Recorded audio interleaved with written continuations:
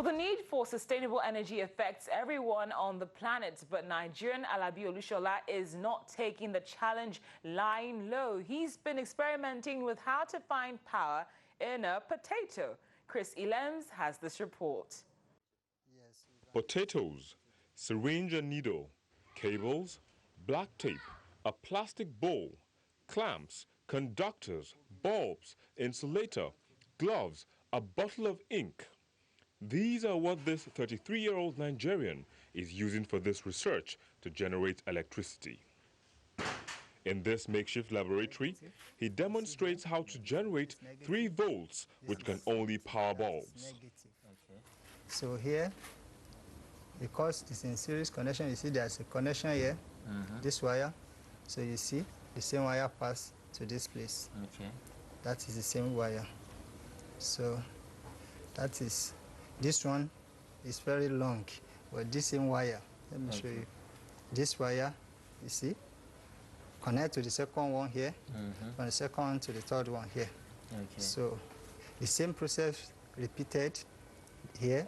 This is after all that comes light.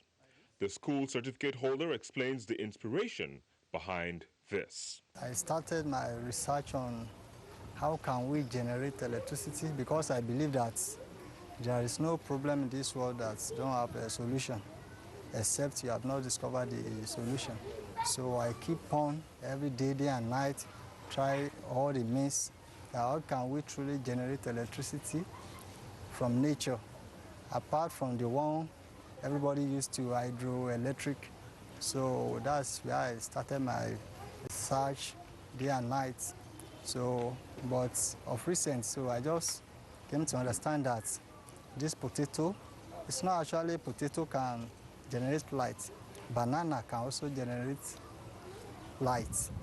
While the research continues with the target of generating 12 volts from potatoes and bananas, Alabi Olushola's exploration has not been without challenges.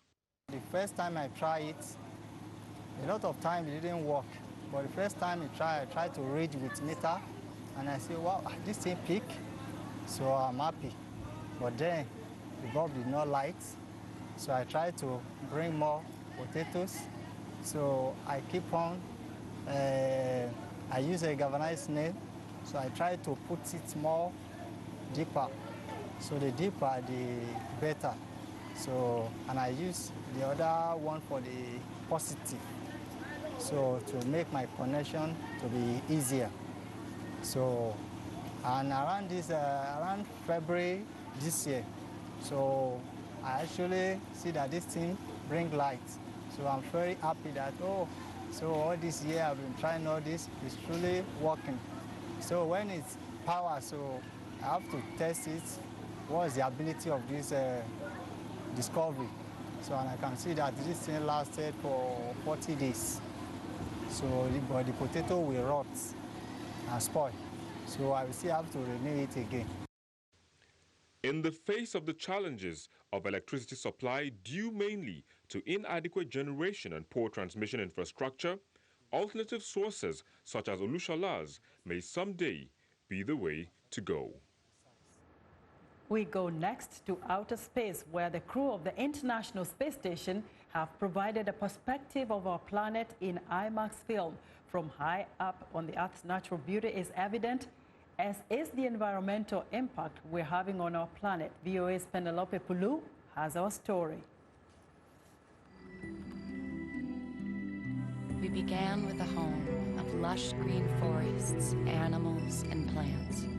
In the documentary A Beautiful Planet, Academy Award-winning actress Jennifer Lawrence describes the state of our planet then and now. Great forests once covered much of the island of Madagascar. You can see how many of them are gone.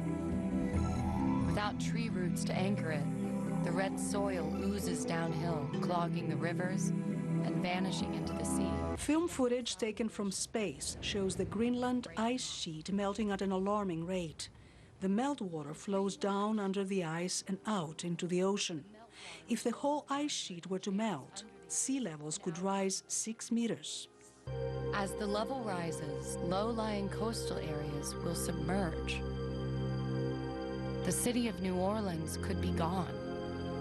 And while in the daytime humanity can only be perceived through its effect on nature, at night one can clearly see civilization. You can spot famous cities like Amsterdam, Brussels, the capital of Russia, Moscow, the vibrant cities of Japan, Osaka, Nagoya, and Tokyo. To get this footage, the crew used a new generation of IMAX cameras, much lighter than those bulky ones used for previous space documentaries, such as Tony Meyer's Hubble 3D. And though the iconic filmmaker was not at the space station to actually direct the filming of A Beautiful Planet, she was the one who taught the astronauts how to film. One thing I wanted to do in the film was draw the analogy between the space station as a closed system and the Earth as a closed system. Both of them have to have all the things we need to stay alive: air, water, food.